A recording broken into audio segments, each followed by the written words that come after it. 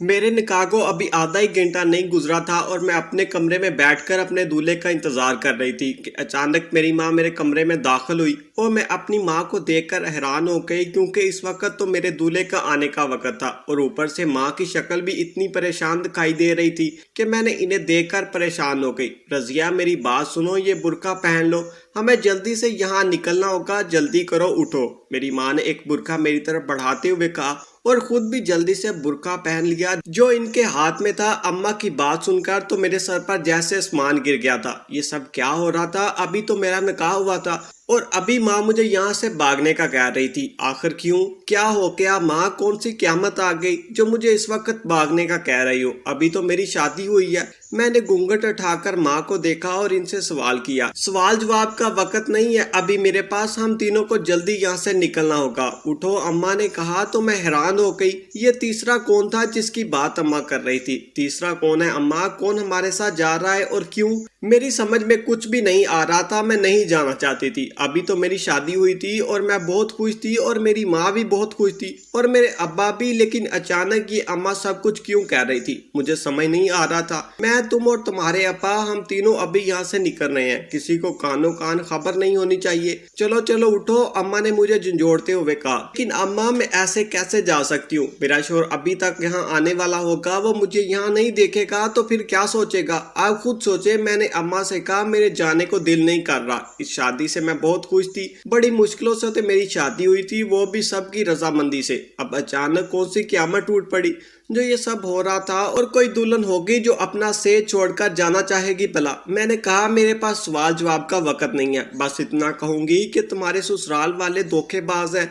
इन्होंने धोखे से शादी की, हमें बेवकूफ़ बनाया। ये सारे लोग गुंडे हैं और इनका एक गैंग है जो लड़कियों को शादी के बहाने ले जाते हैं और फिर इन्हें बेच देते हैं। मैं अभी अभी इनसे कुछ औरतों की बातें सुनकर आ रही हूँ। इनकी यही प्लानिंग थी, जल्दी से निकलो वरना अगर हम लोग इनके हाथ लग गए तो ये हम पर बहुत जुल्म करेंगे। मुझे और तुम्हारे अब्बा को जान से मार देंगे और तुम्हें लेकर चले जाएंगे और तुम्हारे साथ बहुत बुरा करेंगे। मेरी बच्ची, मैं तुम्हारी माँ और तुम्हारा भला चाहती हूँ।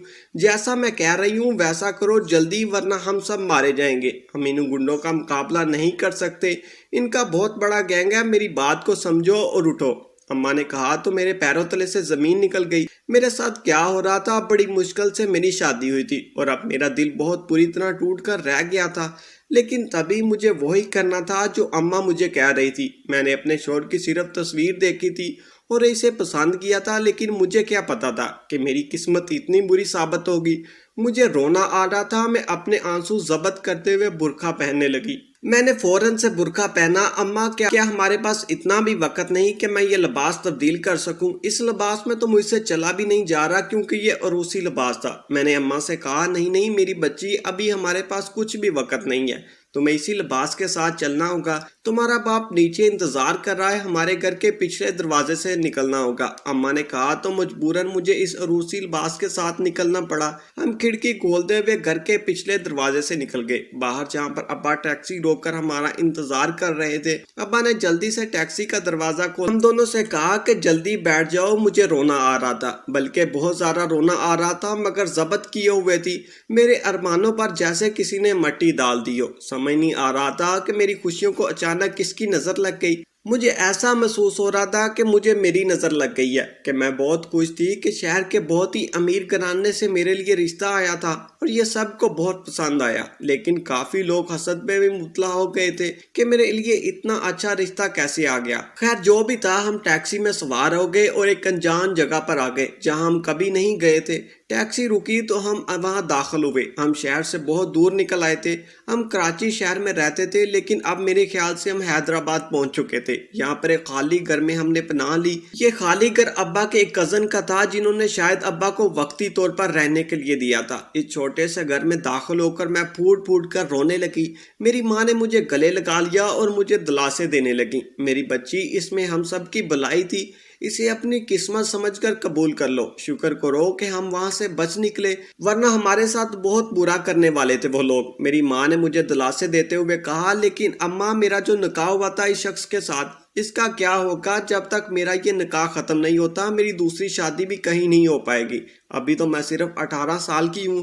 میں نے اپنے آنسو پوچھتے ہوئے اپنی ماں سے کہا، ہاں یہ تو اتنی پریشانی کی بات ہے لیکن ہمارے پاس کوئی اور چارہ بھی تو نہیں تھا۔ اماں نے کہا۔ اماں کے جانے کے بعد میں کافی دیر تک اندھیرے کمرے میں بیٹھ کر روتی رہی اور پھر سونے کے لیے لیٹ گئی، جہاں پر صرف ایک چارپائی پڑی ہوئی تھی۔ میں اندھیرے کمرے میں سونے جا رہی تھی کہ آخر میرے ساتھ یہ سب کچھ کیوں ہو رہا تھا۔ میں بچپن سے ہی بہت بیمار رہتی تھی، ہر وقت میرا دل کرتا میں سوتی رہوں۔ صحت کی خرابی کے باعث میں تعلیم بھی اچھی طرح سے حاصل نہ کر سکی۔ بامشکل ہی میں نے میٹرک پاس کیا۔ اس کے بعد تو دن بہ دن میری صحت گرتی چلی گئی۔ میری اماں میرا بہت خیال رکھتی۔ گھر میں میری ماں اور ابا رہتے۔ میری سہیلی نے مجھے کہا کہ میں کھانا بنانا سیکھ لوں، شادی کے بعد کام آئے گا، لیکن میری صحت کو دیکھتے ہوئے میری اماں نے مجھے کچن میں پاؤں رکھنے ہی نہیں دیتی تھی۔ میری نیند دن بہ دن اضافہ ہوتا چلا گیا۔ اماں مجھے ایک حکیم کے پاس لے کر جاتی ہمیشہ سے، لیکن میرا مسئلہ حل نہیں ہوتا۔ یہ ایک ایسا حکیم تھا جو پچھلے کئی سال سے میرا علاج کر رہا تھا۔ حکیم مجھے ڈھیر ساری دوائیاں دے دیتا اور انہیں لینے کے بعد میں سوئی رہتی۔ دوائیوں کی وجہ سے میرا معدہ خراب ہونے لگا۔ میں نے دوائیاں بند کر دی، لیکن اماں سے یہ بات چھپائی۔ پھر ایک ماہ کے اندر ہی میں نے محسوس کیا کہ جب سے میں نے دوائیاں بند کیا تب سے میری نیند میں کافی کمی آ گئی ہے۔ میری صحت جو تیزی سے گر رہی تھی، دوائیاں بند کرنے کے بعد اس میں کافی فرق آ گیا ہے۔ صرف ایک ماہ کے اندر مجھے لگا شاید یہ حکیم اچھا نہیں ہے یا پھر یہ دوائی مجھے سوٹ نہیں کر رہی تھی، لیکن میں جانتی تھی کہ اگر میں اپنی اماں کو یہ بات بتاؤں گی تو وہ غصہ کریں گی کہ میں نے دوائی کیوں چھوڑ دی، کیونکہ انہیں میری صحت کی بہت فکر تھی۔ وہ ہر وقت میرے بارے میں سوچتی رہتی اور سوچ سوچ کر انہوں نے خود کو ہلکان کر دیا۔ کبھی کبھی تو اماں کو مجھ پر اس قدر پیار آ جاتا کہ وہ اپنے ہاتھ سے نوالا بنا کر مجھے کھلاتی، جیسے میں کوئی چھوٹی سی بچی ہوں۔ جب میں 18 سال کی ہوئی تو میرے رشتے آنے شروع ہو گئے، لیکن اماں کو کوئی بھی رشتہ نہیں بھا رہا تھا۔ میری بیٹی تو شہزادی ہے، شہزادی، اس کے لیے کوئی شہزادہ آنا چاہیے۔ گھر آنے والے رشتے کو اماں یہ کہہ کر انکار کر دیتی اور میں پریشان ہوتی چلی گئی اپنی شادی کے متعلق، کیونکہ میری تمام سہیلیوں کی شادی ہو گئی تھی، صرف میں رہ گئی تھی اور اس وجہ سے مجھے احساس کمتری ہو رہا تھا۔ دوسری بات یہ کہ میری صحت بھی کچھ خاص نہیں تھی۔ جو رشتے میرے لیے آتے وہ بھی مجھے غنیمت لگ رہے تھے، لیکن اماں تو میرے لیے کسی شہزادے کا انتظار کر رہی تھی۔ ایک دن اماں کی بات مجھے عجیب لگی جب وہ ایک پوٹلی میں نمک بھر کر میرے پاس لے آئیں اور مجھ سے کہا کہ اسے اپنے سرہانے رکھ دو اور روزانہ تھوڑا سا نمک اس میں چاٹ لیا کرو۔ سونے سے پہلے اس سے تم خوبصورت ہو جاؤ گی اور تمہارے لیے بہت امیر گھرانے سے رشتے بھی آئیں گے۔ انہوں نے مجھ سے یہ بات ابا کو بتانے سے سختی سے منع کیا۔ مجھے سمجھ نہیں آ رہی تھی کہ ابا کو بتانے سے کیوں منع کیا، لیکن میری حیرت کی انتہا نہ رہی جب کچھ عرصے بعد ہی میرے لیے ایک امیر گھر سے رشتہ آ گیا۔ میری اماں اور میرے ابا رشتہ دے کر بہت خوش ہوئے۔ واقعی وہ گھرانہ بہت امیر تھا۔ ہم نے کبھی سوچا بھی نہیں تھا کہ اتنے امیر گھر سے میرے لیے رشتہ آئے گا۔ جب اس میں لڑکے کی ماں رشتہ لے کر آئی میرے لیے تو میری ماں نے ان سے کہا، لیکن بہن میں آپ کو ایک حقیقت بتا دوں، میری بچی اکثر بیمار رہتی ہے۔ میں اس کو اس لیے بتا رہی ہوں تاکہ آپ کو آگے جا کے کوئی مسئلہ نہ ہو۔ اماں کی یہ بات سن کر میں پریشان ہو گئی، کیونکہ اس طرح تو انکار ہونے کا خدشہ تھا، لیکن یہ بھی سچ تھا کہ میری ماں کسی کو دھوکے میں نہیں رکھنا چاہتی تھی، اس لیے میری صحت کے متعلق انہیں آگاہ کر دیا۔ کوئی بات نہیں بہن، اگر یہ بچی بیمار ہے تو اس میں اس کا کیا قصور ہے؟ ہم اس کا اچھا علاج کروائیں گے اور یہ صحت مند ہو جائے گی۔ بس ہمیں آپ کی بچی چاہیے، ہمیں یہ بہت پسند آئی ہے۔ اس عورت نے کہا تو میں حیران ہو گئی، کیا دنیا میں اتنے اچھے بھی لوگ ہیں؟ مجھے خوشی ہوئی اس عورت کی بات سن کر، اور یہ بھی پتا چلا کہ وہ لوگ کہیں دور گاؤں میں رہتے ہیں، ان کی اپنی کافی زمینیں، ٹریکٹر وغیرہ، یعنی کافی مالدار لوگ ہیں۔ شہر میں ان کا گھر بھی تھا، لیکن گاؤں میں ان کا بہت رعب تھا، یعنی کہ وہ گاؤں کے اچھے خاصے امیر لوگ تھے۔ دور جانے پر میرا دل گھبرا رہا تھا، لیکن اماں نے مجھے دلاسا دیا، بیٹا جو قریب لوگ رہتے ہیں وہ تو بہت برے نکلتے ہیں، یہ بھلے دور ہیں لیکن بہت اچھے لوگ ہیں۔ میری ماں نے مجھ سے کہا تو میں مطمئن ہو گئی۔ پھر میری شادی کا دن بھی آ گیا۔ نکاح کے بعد رخصت ہو کر میں گاؤں میں آ گئی اور میرے اماں ابا بھی میرے ساتھ تھے۔ وہ بہت خوش تھے میری شادی پر۔ جیسے ہی نکاح ہوا تو سب باتوں میں لگ گئے۔ گاؤں میں اتنی زیادہ رونق تھی جس کی کوئی حد نہیں تھی۔ گاؤں والے بے حد خوش تھے۔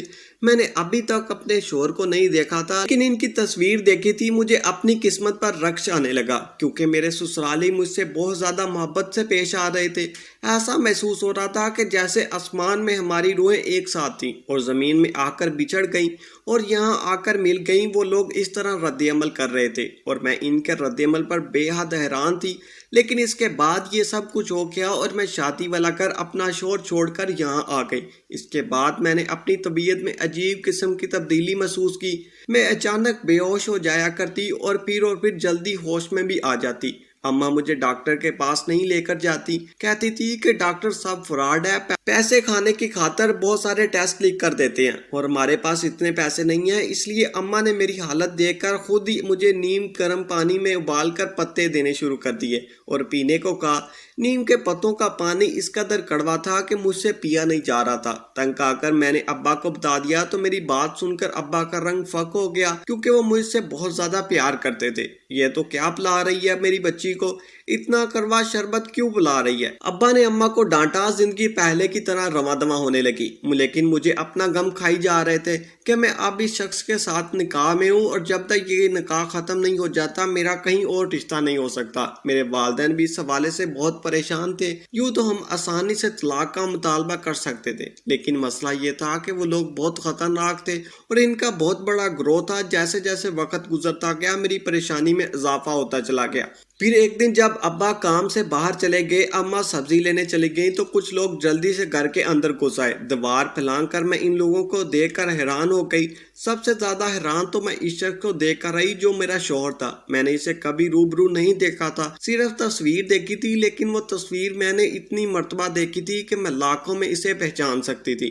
میں سمجھ گئی تھی کہ وہ لوگ مجھے اغوا کرنے کے لیے آئے ہیں، یعنی ہم ٹھیک کہہ رہے تھے کہ ان کا ایک بہت بڑا گروہ تھا جو لڑکیوں کو اغوا کر کے بیچ دیتا تھا۔ خبردار جو مجھے ہاتھ لگایا کسی نے، میں نے اپنی جان دے دوں گی۔ میں نے اپنے سامنے رکھا ہوا گلاس توڑ کر شیشے سے اپنی نبض پر رکھا اور اپنے شوہر کی آنکھوں میں دیکھتے ہوئے اسے دھمکی دی، رضیہ ہم تمہارے مالک ہیں اور تمہیں لینے آئے ہیں، تو ہمارے ساتھ چلو ورنہ ہمیں زبردستی کرنی پڑے گی۔ میرا شوہر سجاد نے کہا۔ میں خوف کے مارے کانپ گئی، ایک تو میں گھر میں اکیلی تھی، اوپر سے وہ لوگ خطرناک تھے۔ میں ہرگز تمہارے ساتھ نہیں جاؤں گی، میں جان گئی ہوں کہ تم لوگ بہت گندے ہو اور تمہارا یہی کام ہے کہ معصوم لڑکیوں سے رشتہ کر کے ان سے نکاح کر کے انہیں بیچ دیتی ہو دوسرے ملکوں میں۔ میں تو یہ دیکھ کر حیران ہو گئی تھی کہ اتنے بڑے گھر سے مجھ جیسی عام سی لڑکی کے لیے آخر رشتہ آیا کیسے، لیکن اب مجھے ساری بات پتہ چل گئی ہے کہ یہی تم لوگوں کا بزنس ہے، مگر میں اپنے ساتھ یہ ظلم ہونے نہیں دوں گی۔